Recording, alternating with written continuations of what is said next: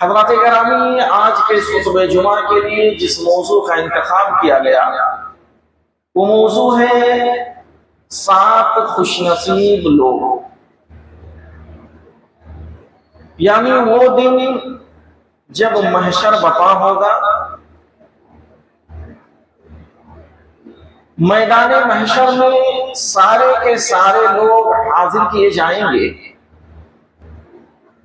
اس وقت کچھ ایسے اللہ کے محبوب بندے ہوں گے جن کو اللہ رب العزت کہے گا کہ انہیں ہمارے عرش کے سائے میں رکھو، جیسا کہ حدیث کے اندر اللہ کے نبی صلی اللہ علیہ وسلم نے فرمایا کہ سبعۃ یظلھم اللہ فی ظلہ یوم لا ظل الا ظلہ۔ 7 قسم کے لوگ ایسے ہیں جو اللہ رب العزت کے سائے میں جگہ پائیں گے جس دن اللہ کے عرش کے سائے کے علاوہ اور کوئی دوسرا سایہ ہوگا۔ سب سے پہلے تو ہم یہ دیکھ لیں کہ وہ دن کیسا دن ہوگا۔ قرآن کریم کے اندر اللہ رب العزت نے اس کا نقشہ کھینچا اور کچھ اس طرح سے اس کی تعریف کی۔ فرمایا کہ تعرج الملائکۃ والروح الیہ فی یوم کان مقدارہ 50,000 سنہ۔ جس دن فرشتے اور جبریل علیہ السلام چڑھیں گے وہ ایک دن جو ہے 50,000 سال کے برابر ہوگا۔ اللہ رب العزت نے یہاں پر 1000 نہ تو کہی، نہ تو یہ کہا کہ ایک مہینے کے برابر، نہ تو ایک ہفتے کے برابر، بلکہ ایک دن کو اللہ رب العزت نے کہا کہ 50,000 سال کے برابر ایک دن ہوگا۔ اور یہ دن جو ہے اتنا خوفناک اور اتنا خطرناک ہوگا کہ جس میں اچھوں کی حالت جو ہے وہ بگڑ جائے گی۔ آپ اگر غور کریں تو دیکھیں کہ اسی دن کے بارے میں اللہ رب العزت نے یوں بیان فرمایا کہ فَكَيْفَ تَتَّقُونَ إِن كَفَرْتُمْ يَوْمًا يَجْعَلُ الْوِلْدَانَ شِيبًا۔ اگر تم کفر کرو گے تو یاد رکھو کہ تم اس دن کے عذاب سے کیسے بچ سکتے جس دن کا عذاب جو ہے بچوں کو بوڑھا کر دے گا۔ اس کا عذاب اتنا خطرناک اور اتنا بھیانک ہوگا کہ جس کے عذاب سے بچے جو ہوں گے وہ بوڑھے ہو جائیں گے۔ الغرض ہمیں معلوم یہ ہوا کہ اس وقت جہاں سارے کے سارے لوگ موجود ہوں گے، اس ایک دن کی حالت و کیفیت یہ ہوگی کہ ایک انسان ایک دن کے اندر بوکھلا جائے گا۔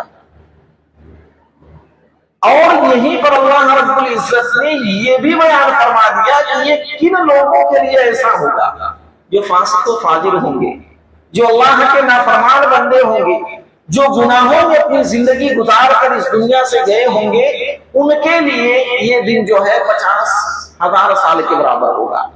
وہیں پر کچھ ایسے اللہ کے بندے ہوں گے کہ جنہوں نے اللہ رب العزت کی خاطر اپنی زندگی گزاری، جنہوں نے اللہ رب العزت کو خوش کیا ہوگا اس دنیاوی زندگی میں، جنہوں نے نمازیں پڑھی ہوں گی، جنہوں نے اچھے کام کیے ہوں گے، ان کے بارے میں حدیثوں میں آتا ہے کہ انہیں ایسا محسوس ہوگا کہ یہ 50,000 سال والا دن اتنا محسوس ہوگا کہ بس ایک فرض نماز پڑھنے میں انہیں جتنا وقت لگتا ہے وہ محسوس کریں گے کہ بس اتنا ہی وقت ہمیں لگا۔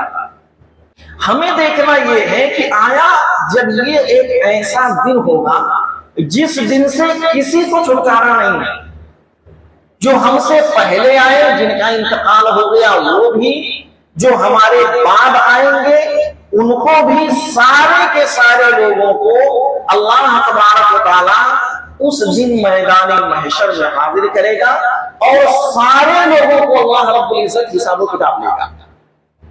اب ایسا کوئی بندہ نہیں ہوگا کہ جو اللہ کی پکڑ سے وہاں بچ جائے، یا کوئی ایسا نہیں ہوگا کہ جس کے ساتھ سمجھوتا کر لیا جائے کہ ٹھیک ہے تم دنیا کے اندر برائیاں کر کے آئے ہو، لیکن چلو میرے پاس آؤ، تھوڑا بہت مجھے رشوت دے دو اور اس کے ذریعے سے میں تمہارا نام جو ہے جنت والوں میں ڈال دیتا ہوں، یا تمہارا نام اعمال جو ہے تمہارے داہنے ہاتھ میں پیش کر دیا جائے گا۔ ایسا نہیں ہوگا، بلکہ جس کے جیسے اعمال ہوں گے اسی اعمال کی بنا پر اللہ تبارک و تعالیٰ فیصلہ کرے گا۔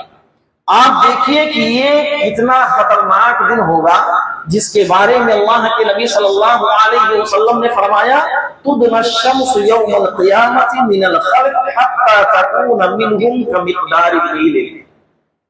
اس دن سورج جو ہے انسان سے 1 میل کے برابر ہوگا۔ آج سورج ہم سے کئی میل کے اوپر ہے، پھر بھی سورج کی تپش، اس کی گرمی ہم برداشت نہیں کر پاتے۔ آج اللہ رب العزت نے جس کو جیسا جس لائق بنایا ہے اس اعتبار سے وہ انسان اس دنیا کے اندر اپنی زندگی گزار رہا ہے۔ جیسے اللہ نے کسی کو بہت زیادہ مال و دولت دیا، دھوپ کی شدت سے بچنے کے لیے ایئر کنڈیشن روم میں رہتا ہے، گھر میں رہتا ہے، اے سی لگاتا ہے، یا اور دوسری چیزیں جیسے اللہ رب العزت نے اسے سہولت دی ہے اس سہولت کو اختیار کرتا ہے۔ لیکن وہیں پر آپ تھوڑی دیر کے لیے سوچئے کہ سورج ہم سے اتنا دور ہے، آج دنیا کے اندر اس کی تپش اور گرمی کو ہم برداشت نہیں کر پا رہے ہیں، جب وہ سورج 1 میل کی دوری پر ہوگا اس وقت ہماری حالت کیا ہوگی، اس وقت ہمارے اوپر کیا بیتے گا اور اس وقت ہم کس حال میں ہوں گے، یہ بھی اللہ کے نبی صلی اللہ علیہ وسلم کے ذریعے سے اللہ رب العزت نے ہمیں بتلا دیا۔ اور کیا بتلایا کہ اس دن فَيَقُولُ النَّاسُ عَلَىٰ قَدْرِ أَعْمَالِهِمْ فِي الْعَمَلِ، اس دن جب سورج کی تپش اور گرمی اتنی بھیانک اور تیز ہوگی نا، اس دن ہر انسان اپنے خود کے پسینے میں ڈوبا ہوا، خود کے جسموں سے نکلنے والا پسینہ جو ہے، اور ہر اعتبار سے جس کے جیسے اعمال ہوں گے اس اعتبار سے وہ اپنے خود کے پسینے میں ڈوبا ہوگا، جیسے کوئی گھٹنوں تک، کوئی کمر تک، کوئی منہ تک، یہاں تک کی حدیثوں میں آتا ہے کوئی انسان ایسا ہوگا جو اپنے کانوں تک اپنے خود کے پسینے میں ڈوبا ہوا۔ آپ غور کریں کہ اس دنیا کی چنچناتی دھوپ کی شدت کو ہم برداشت نہیں کر پاتے، تھوڑی سی اگر ہمیں گرمی لگ جائے ہم اپنے کام اور کاج کو روک دیتے ہیں کہ نہیں آج نہیں کل کرتے ہیں، کل نہیں اس کے بعد کر لیں گے، جب ہمارے لیے موسم ٹھنڈا ہوگا اس کو ہم سے انجام دے لیں گے۔ لیکن اب آیا اس دنیا کے اندر رہتے ہوئے میدان محشر کے لیے جب سورج ہماری 1 میل کی دوری پر ہوگا اس کے لیے تیاریاں کیا کر رہے ہیں، ہم اس کے لیے تیاریاں کیا کر رہے ہیں، کبھی ہم نے غور کیا ہے؟ اور یہی نہیں کہ اس وقت یہ عالم ہوگا کہ حضرت ابن عمر رضی اللہ تعالیٰ عنہما فرمایا کرتے تھے کہ یوم یقوم الناس لرب العالمین، اس وقت سارے کے سارے لوگ جو ہیں وہ اللہ رب العزت کے حضور کھڑے ہوں گے، اللہ تبارک و تعالیٰ کے سامنے پیش کیے جائیں گے اور سارے لوگ وہاں پر حاضر ہوں گے، اور یہی وہ گھڑی ایسی ہوگی یوم یفر المرء من اخیہ، اس وقت ایک انسان جو ہے وہ دوسرے انسان کے ساتھ ملنا گوارا نہیں کرے گا، ایک انسان دوسرے انسان سے دور بھاگے گا، ایک انسان سے قربت اختیار کرنا گوارا ہی نہیں کرے گا۔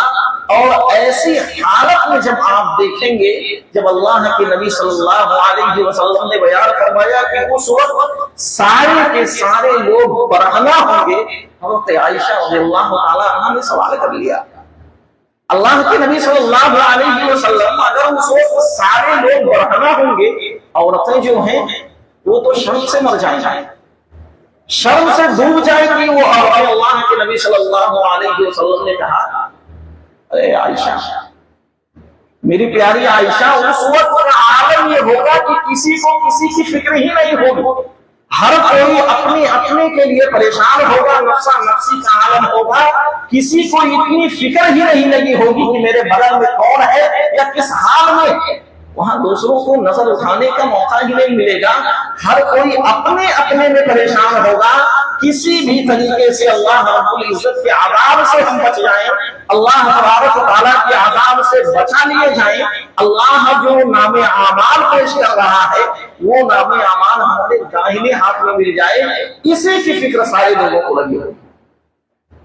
اور خوش نصیب ہوں گے وہ لوگ جن کو اللہ رب العزت ان کا نام اعمال ان کے سامنے سے داہنے ہاتھ میں دے دے گا، وہ اپنا نام اعمال پڑھیں گے، سارے لوگوں کو بتلائیں گے اور دکھلائیں گے کہ دیکھو یہ میرا نام اعمال ہے، یہ میرا نام اعمال ہے۔ دنیا میں اسی کے لیے میں فکر مند رہتا تھا، کوشش کرتا تھا، دنیا میں رہ کر ہم نے تمام مشغولیات کو ترک کر کے اللہ رب العزت کے لیے اپنی زندگی کو وقف کر دیا تھا، دنیا میں رہ کر ہم نے اللہ کی عبادتیں کی تھی، آج مجھے اس کا پھل مل رہا ہے، اور نتیجے میں میں جو دیکھ رہا ہوں کہ اللہ مجھ سے خوش ہے اور میرے نام اعمال کو میرے داہنے ہاتھ میں پیش کر دیا۔ لیکن وہیں پر کچھ ایسے بندے بھی ہوں گے جنہوں نے دنیا میں اپنی خواہش کے مطابق زندگی گزاری ہوگی، دنیا میں اپنی خواہش کے مطابق جیسا چاہا جہاں چاہا اس زندگی کو گزار کر ختم کیا ہوگا، وہ لوگ اللہ رب العزت کے سامنے ہوں گے، اللہ ان کا نام اعمال ان کے بائیں ہاتھ میں پیچھے سے دے گا، پھر انہیں فکر ہوگی کاش دنیا کے اندر اگر منمانی زندگی نہ گزارے ہوتے تو آج ہمیں یہ دن نہ دیکھنا پڑتا تھا، اگر دنیا کی زندگی کو ہم سمجھ لیے ہوتے اور دنیا کی زندگی میں اللہ کو خوش کر لیے ہوتے تو آج ہمارے ساتھ یہ معاملہ پیش نہ ہوتا۔ الغرض کی میدان محشر جب برپا ہوگی اس وقت ایسا عالم ہوگا کہ ہر کوئی پریشان ہوگا، ایسے پریشانی کے عالم میں جب دھوپ کی شدت کوئی برداشت نہیں کر پائیں گے، اس وقت اللہ رب العزت کی طرف سے ندا آئے گی، میرے فلاں فلاں بندے جو ہیں ان کو میرے عرش کے سائے کے نیچے لے آؤ، جس دن کوئی سایہ نہیں ہے۔ حدیث کے اندر اللہ کے نبی صلی اللہ علیہ وسلم نے 7 قسم کے لوگوں کو بتلائی، 7 صفات بتلا دیے کہ یہ 7 صفات جن لوگوں کے اندر ہو گیا گویا کہ وہ لوگ اللہ تبارک و تعالیٰ کے عرش کے سائے میں جگہ پائیں گے۔ پہلی جو صفت اللہ کے نبی صلی اللہ علیہ وسلم نے بتلائی وہ یہ بتلایا کہ الامام عادل حکمران، ایسا شخص جس کو حکمرانی دی گئی، بادشاہت دی گئی، اس کے ساتھ رہ کر بہت ساری اس کی جو رعایا ہے وہ زندگی گزار رہی ہے، اور اس کے ساتھ وہ انصاف کا معاملہ کر رہا ہے، اس کے ساتھ ناانصافی کا معاملہ نہیں کر رہا، وہ ذات اور دھرم کو دیکھ کر فیصلہ نہیں کرتا بلکہ اس کا اصل جو قانون ہے اس قانون کو سامنے رکھ کر اس رول کو فالو کرتے ہوئے وہ سارے لوگوں کو ایک دیکھ کر فیصلہ کرتا ہے، جبہ دانی اور ٹوپی دیکھ کر فیصلہ نہیں کرتا۔ ایسا حکمران جس کے بارے میں اللہ کے نبی صلی اللہ علیہ وسلم نے بیان فرمایا کہ وہ اللہ کے عرش کے سائے میں جگہ پائے گا۔ اور وہیں پر یہ بات یاد رکھیے کہ اللہ کے نبی صلی اللہ علیہ وسلم نے کہا کلکم راعی وکلکم مسئول عن رعیتہ، ہر شخص جو ہے وہ ذمہ دار ہے اور اس سے اس کی ذمہ داری کے بارے میں سوال کیا جائے گا۔ آج اگر اللہ رب العزت نے آپ کو ذمہ دار بنایا ہے تو آپ سے اس کا سوال ضرور کیا جائے گا۔ آج اگر آپ اپنے گھر کے اندر ذمہ دار ہیں تو اللہ رب العزت ضرور سوال کرے گا کہ آپ کے ماتحت میں آپ کی بیوی بچے تھے، آپ کے گھر کے اندر دوسرے بھی لوگ تھے، ان کے ساتھ تم نے کیسا معاملہ کیا؟ آپ کے ساتھ بھائی بھی رہتے تھے، آپ کے ساتھ ماں باپ بھی رہتے تھے، کہیں ایسا تو نہیں ہوا اپنی بیوی بچوں کے ساتھ خوش رہے، بھائیوں کے بچوں کو چھوڑ دیا، ماں باپ کو بھلا دیا، یہ کون ہے مجھے ان سے کوئی مطلب نہیں۔ تو ہر شخص جو ہے وہ ذمہ دار ہے اور اس سے اس کی ذمہ داری کے بارے میں سوال کیا جائے گا، اور اس دن سے ڈریے کہ جب اللہ تبارک و تعالیٰ پوچھے گا کہ فلاں بندہ تمہارے سامنے پریشان تھا اور تمہارے اندر طاقت تھی، تم نے اس کی کتنی مدد کی، تم نے اس کی کتنی مدد کی ہے، کتنا اس کا ساتھ دیا ہے؟ آپ ذمہ دار تھے، آپ کے اندر طاقت تھی، آپ کے اندر پاور تھا، لیکن آپ نے اس کا غلط استعمال کیا۔ تو یہ وہ پہلا شخص ہوگا. اور یہیں پر آپ دیکھیے عدل جو ہے، انصاف جو ہے، کسی کو سیکھنا ہے تو اللہ کے نبی صلی اللہ علیہ وسلم سے سیکھیے. اللہ کے نبی صلی اللہ علیہ وسلم کیسے انصاف کیا کرتے تھے. ایک واقعہ ہے، قبیلہ مخزوم کی ایک عورت جو چوری کے معاملے میں پکڑی جاتی ہے، چوری کرتی ہے، اس کی چوری جو ہے ثابت ہو جاتی ہے. بڑے مالدار گھر کی تھی، بڑا حسن نسب اور خاندان والے تھے لوگ. ایسی حالت میں لوگوں کو یہ فکر لاحق ہو گئی کہ اگر ایسا ہوا کہ چوری کے جرم میں اس کا ہاتھ کاٹ دیا جائے گا تو ہمارے خاندان کی ناک کٹ جائے گی، ہم لوگوں کی عزت چلی جائے گی، ہم لوگ پریشان ہو جائیں گے کہ آیا اتنے حسن نسب والی عورت ہے، اتنے بڑے خاندان والی عورت ہے، اور اس خاندان کی عورت نے جا کر چوری کی ہے جس کے جرم میں اس کے ہاتھ کو کاٹ دیا گیا، اس کی سزا یہ ہوئی کہ ہاتھ کو کاٹ دیا گیا ہے. لوگوں میں فکر ہوئی کہاں ایسا کرتے ہیں. اللہ کے نبی صلی اللہ علیہ وسلم سے جا کر سفارش کر لیتے ہیں. اللہ کے نبی صلی اللہ علیہ وسلم سے کہتے ہیں کہ اللہ کا نبی معاف کر دیجئے، چھوڑ دیجئے، وہ بڑے خاندان کی عورت ہے، بڑے گھرانے کی ہے، اس نے غلطی کر دی ہے، چھوڑ دیجئے. وہاں پر یہ ہوا، کون جائے گا نبی صلی اللہ علیہ وسلم کے پاس؟ کون یہ مقدمہ لے کر جائے اور سوال کرے گا، سفارش کرے گا؟ اسامہ بن زید. لوگوں نے تیار کیا کہ آپ ہی جائیے، آپ اللہ کے نبی صلی اللہ علیہ وسلم کے قریبی ہیں، آپ جا کر سفارش کریے. اسامہ بن زید جاتے ہیں. اللہ کے نبی، جو عورت ہے بڑے گھرانے کی ہے، اس کا خاندان اور لوگوں میں بڑی شہرت ہے، اگر ایسا ہوا کہ اس کا ہاتھ کاٹ دیا گیا لوگ بدنام ہو جائیں گے. اللہ کے نبی صلی اللہ علیہ وسلم نے جب یہ بات سنی نا، اللہ کے نبی صلی اللہ علیہ وسلم کا چہرہ جو ہے وہ سرخ ہو گیا اور کہنے لگے کہ اسامہ بن زید، اللہ رب العزت نے جس کا حد نافذ کر دیا ہے، اللہ کے حدود میں تم مجھ سے سفارش کروانے آئے ہو، یقین مانو اور یاد رکھو کہ اگر میری بیٹی، میری خود کی بیٹی فاطمہ اگر وہ چوری کرتی تو میں بھی یہ حکم دیتا کہ میری خود کی بیٹی کے ہاتھ کاٹ دیے جائیں.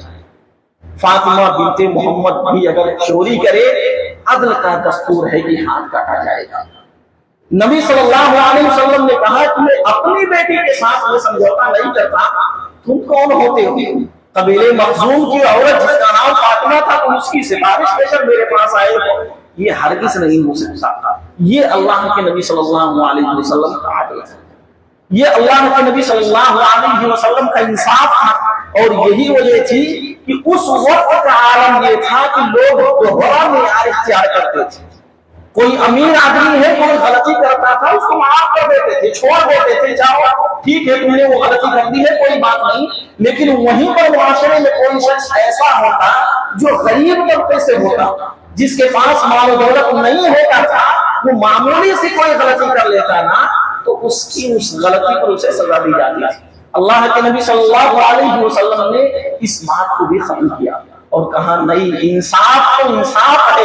عدل کا تقاضا یہ ہے کہ سارے لوگوں کے ساتھ ایک جیسا رویہ اختیار کیا جائے گا. انصاف سارے لوگوں کے ساتھ کیا جائے گا، چاہے کوئی مالدار ہو یا پھر غریب ہو. یہی وجہ تھی کہ اللہ کے نبی صلی اللہ علیہ وسلم کے اندر 4 چیزیں پائی جاتی تھی. 4 چیزیں. پہلی چیز جو تھی کہ آپ مصیبت پر صبر کرنے والے تھے. جتنی بھی مصیبتیں آئیں، آپ کی زندگی میں جتنی بھی پریشانیاں آئیں، آپ نے اس پر صبر کیا اور صبر کا فائدہ یہ ہوا کہ اللہ رب العزت نے آپ کو وہ مقام عطا کیا کہ جو مقام کسی اور کو نہ مل سکا. تو اللہ کے نبی صلی اللہ علیہ وسلم نے ہر مقام پر صبر کیا. دوسری جو چیز تھی، معاملات میں راست باز. نبی صلی اللہ علیہ وسلم ایک دوسرے سے معاملات جب کرتے، معاملہ بالکل صاف رہتا تھا. امانت میں خیانت نہیں، دھوکہ دڑی نہیں، ایک دوسرے کے ساتھ جھوٹی مکاری گواہی نہیں، ساری چیزوں سے اپنے آپ کو پاک رکھتے تھے. تیسری چیز، اللہ کے نبی صلی اللہ علیہ وسلم جنگ کے اندر رہتے بہادری کے ساتھ لڑا کرتے تھے، بہادری کے ساتھ. اور چوتھی چیز جو ہوتی تھی کہ آپ جب دشمن پر قبضہ جما لیتے تھے، قبضے کے بعد انہیں معاف کر دیتے تھے، معاف کر دیتے تھے کہ ٹھیک ہے جاؤ، تم نے غلطیاں کی ہیں، جاؤ آج میں تم سے بدلہ نہیں لوں گا. تو سارے کے سارے لوگ آزاد ہیں.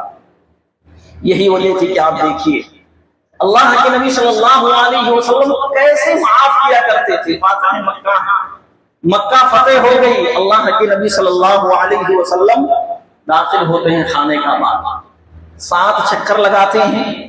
لگانے کے بعد کہتے ہیں کہ اے عثمان بن طلحہ جو ہے وہ کہاں ہے؟ سوال کیا جاتا ہے کہ وہ حاضر ہے. اللہ کے نبی یہ ایسے صحابی تھے جو پہلے کی یعنی اسلام قبول نہیں کیے تھے، لیکن صلح حدیبیہ کے موقع پر یہ اسلام قبول کر لیے. اللہ کے نبی صلی اللہ علیہ وسلم نے انہیں کہا کہ اینا مفتاح الکعبہ، کعبہ کی چابی جو ہے وہ کہاں پر ہے؟ وہ کعبہ کی چابی لاؤ. کہنے لگے اللہ کے نبی صلی اللہ علیہ وسلم میرے پاس ہے، گھر پہ ہے، میں لے کے آتا ہوں. گھر پہ گئے، والدہ جو ہی ابھی ایمان نہیں لائی، مشرکہ ہے. کہنے لگے کہ چابی دیجیے، اللہ کے نبی نے مجھ سے مانگا ہے، سوال کیا ہے. ماں نے کہا بیٹا ابھی تک یہ چابی جو ہے تمہارے پاس رہتی تھی، آج محمد جو ہیں جنہوں نے فتح حاصل کر لی ہے، مکہ فتح ہو چکا ہے، اگر یہ چابی تم نے ان کے ہاتھ میں دے دی تو تمہیں دوبارہ ملنے والی نہیں ہے. تمہیں تو یہ شرف حاصل ہے کہ خانہ کعبہ کی چابی جو تمہارے ہاتھ میں ہے وہ چھن جائے گی، میں اس کو دینے کے لیے تیار نہیں ہوں. کہنے لگے کہ ماں میرے ایک ہاتھ میں تلوار ہے اور ایک طرف نبی صلی اللہ علیہ وسلم کا فرمان کیا ہے کہ اللہ کے نبی نے مجھ سے چابی طلب کی ہے، اگر تم چابی دیتی ہو تو ٹھیک، ورنہ یہ میری تلوار تمہارے سر پر چلنے کے لیے تیار ہے. چابی دیے، لا کر اللہ کے نبی صلی اللہ علیہ وسلم کے قدموں میں حاضر کر دی. اللہ کے نبی یہ ہے خانہ کعبہ کی چابی، چابی آپ کے قدموں میں حاضر ہے. اللہ کے نبی نے خانہ کعبہ کو کھولا، جا کر 2 رکعت نماز پڑھی، اس کے اندر جو بت وغیرہ تھے ان کو ختم کیا. اس کے بعد باہر نکلتے ہیں داماد رسول حضرت علی رضی اللہ تعالیٰ عنہ، جن کے خاندان والوں کو ایک شرف حاصل تھا کہ جب حجاز کرام حج کے لیے آتے تھے تو یہ لوگ پانی پلایا کرتے تھے، ان کی ضیافت کیا کرتے تھے. کہنے لگے اللہ کے نبی ہمیں یہ شرف حاصل ہے، لہذا میں یہ چاہتا ہوں کہ یہ چابی بھی ہمیں دے دی جائے، ہمیں بھی یہ چابی دے دی جائے تاکہ یہ شرف جو ہم پانی پلانے والوں کو حاصل ہے کم سے کم خانہ کعبہ کی چابی بھی میرے پاس ہو جائے. اللہ کے نبی صلی اللہ علیہ وسلم نے کہا ایسا نہیں ہو سکتا کیونکہ میں انصاف کرنے والا ہوں، چابی جن کے پاس رہتی تھی انہی کو دوبارہ چابی دیا جائے گا. پھر اللہ کے نبی صلی اللہ علیہ وسلم نے طلحہ کے بیٹے عثمان کو بلایا اور کہا عثمان یاد کرو وہ وقت جب اسی مکہ کے اندر میرے صحابہ کرام کو مارا جاتا تھا، انہیں گھسیٹا جاتا تھا، ان پر ظلم کیا جاتا تھا، میں تم سے 12 درخواست کرتا تھا کہ مجھے کم سے کم اتنی اجازت دے دو کہ میں جا کر 2 رکعت نماز پڑھ لوں، لیکن تم نے مجھے اجازت نہیں دی تھی، تم نے مجھے چابی دینے سے انکار کر دیا تھا. آج میرے ہاتھ میں چابی مل گئی ہے لیکن پھر بھی اس چابی کو میں تمہارے حوالے کرتا ہوں.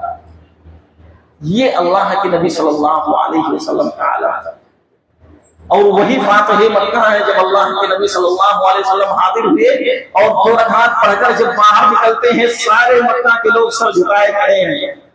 دل ہی دل میں خیال آ رہا ہے آج کیا ہونے والا ہے میرے ساتھ. اللہ کے نبی صلی اللہ علیہ وسلم نے مخاطب کیا مکہ کے لوگوں کیا سوچ رہے ہو، کیا خیال ہے آج تمہارے ساتھ کیسا برتاؤ کیا جائے گا. سارے لوگ خاموش ہیں. اللہ کے نبی صلی اللہ علیہ وسلم نے کہا کہ جاؤ آج کے دن میں وہی کہتا ہوں جو کہ یوسف علیہ السلام نے اپنے بھائیوں سے کہا تھا. جبکہ یوسف علیہ السلام جانتے تھے کہ یہ میرے بھائی ہیں جنہوں نے مجھے قتل کرنا چاہا تھا، مجھے مار ڈالنا چاہا تھا اور مجھے کنویں میں ڈال دیا تھا، مجھ پر ظلم کیا تھا، لیکن یوسف علیہ السلام نے کہا تھا کہ میرے بھائیوں ساری چیزیں جاننے کے باوجود آج میں تمہیں معاف کرتا ہوں. نبی صلی اللہ علیہ وسلم نے اسی بات کو دہرایا اور کہا کہ ہم فاتح مکہ ہو چکے ہیں، ہم نے مکہ کو فتح کر لی ہے، لیکن جاؤ تم سارے کے سارے لوگ آزاد ہو، آج ہم تم سے بدلہ لینے والے ہیں. یہ اللہ کے نبی صلی اللہ علیہ وسلم تھے جن کے اندر انصاف اور عدل کا تقاضا ہے. اگر عدل کا تقاضا دیکھنا ہے حضرت عمر فاروق رضی اللہ تعالیٰ عنہ کو دیکھیے. انتقال کے وقت لوگوں نے کہا کہ آپ خلیفہ کے لیے اپنے بیٹے کو منتخب کر دیجئے کہ میرے بعد خلیفہ جو بنائے جائیں گے میرے بیٹے ہوں گے. سر کو آسمان کی طرف اٹھاتے ہیں حضرت عمر فاروق رضی اللہ تعالیٰ اور کہتے ہیں کہ مجھے اس بات سے شرم آتی ہے शर्म इस बात से आती है कि जब मैं अल्लाह रब्बुल इज्जत के पास जाऊंगा, अल्लाह मुझसे सवाल करेगा कि दुनिया के अंदर तुमने खानदानी को तरजीह दी थी, तुमने अपने लोगों को तरजीह दिया था, और ये बात कहते हुए कहते हैं मैं ऐसा कोई फैसला नहीं कर सकता। फिर कहने लगे मेरा बेटा तो ऐसा है जिसे अभी तलाक का मसला नहीं मालूम, तलाक के मसाइल ही उसे नहीं मालूम है और मैं उसे खलीफा बना दूं। यही नहीं, और उससे आगे अशरे मुबस्सरा 10 लोग जिनको दुनिया के अंदर अल्लाह रब्बुल इज्जत ने बशारत दे दी कि ये लोग जन्नती हैं, नाम ले लेगा फलां है जन्नती, फलां जन्नती। 10 लोगों को अल्लाह के नबी सल्लल्लाहु अलैहि वसल्लम ने नाम ले लेकर बतलाया कि जन्नती। 2 लोग हज़रत उमर फारूक रज़ियल्लाहु ताला अन्हु की जिंदगी में खत्म हो गए, 8 लोग बचते हैं, 8वें हज़रत उमर फारूक थे, 7 लोग बचे। 7वें में जो है मजलिस शूरा जब कायम किया, 6 लोगों को बताया। लोगों ने सवाल कर दिया, सवाल क्या किया कि अमीरुल मोमिनीन आपको लेकर 8 लोग बाकी हैं, 8 में से 8वें तो आप हैं, बाकी बचते हैं 7 लोग। 7 में आपने 6 लोगों को मजलिस शूरा में दाखिल किया है, 1 को आपने क्यों निकाल दिया? हजरत उमर फारूक रज़ियल्लाहु ताला अन्हु कहते हैं सईद बिन ज़ैद जो है मेरे बहनोई हैं, मैंने जानबूझकर उन्हें मजलिस शूरा से निकाला है कि कहीं मेरे जाने के बाद लोगों के ज़हनों में ये ख्याल ना आ जाए कि उमर ने अपने रिश्तेदारों को तरजीह दी थी। कहीं लोग ये ना कहना शुरू कर दे कि उमर जो थे वो अपने लोगों को ज्यादा करीबी करते थे और उन्होंने मजलिस शूरा में अपने करीबी लोगों को ज्यादा दाखिल किया है। अगर अल्लाह मुझसे ये सवाल कर लेगा तो अल्लाह को जवाब क्या दूंगा? ये सोचकर कहते हैं कि हमने उन्हें अलग कर दिया है। अल्लाह ने कहा कि या दाऊद इन्ना जअलनाका खलीफतन फिल अर्द फहकुम बैनन नास बिल हक़ वला तत्तबिल हवा फयुज़िल्लुका अन सबीलिल्लाह। दाऊद हमने आपको खलीफा बनाया है, खलीफा बनाने के बाद फहकुम बैनन नास लोगों के दरमियान तुम इंसाफ करो, अदल का तकाजा कायम रखना, ऐसा ना हो जाए कि तुम दूसरों के दरमियान ये बात डाल देना कि यहाँ हमारे दरमियान नाइंसाफी हुई, बल्कि तुम्हें जो ये मिला है उसको सामने रखकर लोगों के दरमियान अदल करना। जाहिर सी बात है कि दुनियावी मामलात में जिम्मेदारियां आएंगी, जिम्मेदारियां मिलने के बाद कहीं ऐसा ना हो जाए कि आपने अपने करीबी लोगों को ज्यादा तरजीह दे दी हो या फिर किसी को उसकी बातों में आकर गलत फैसला आपने कर दिया हो, ऐसा मत करना।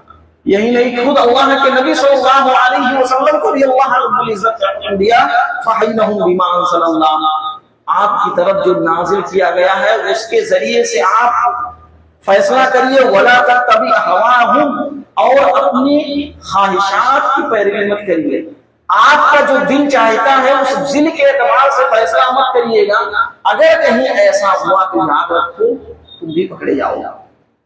तो आज हमें मालूम ये हुआ कि अदल का तकाजा ये है सारे लोगों को एक नजर से देखा जाएगा, लेकिन आज हुक्मरानों के जरिए से देखा जाए ये चीज नहीं है, बल्कि आज ये चीजें मुआशरे में किसी खास चीजों के जरिए से जोड़ दी गई।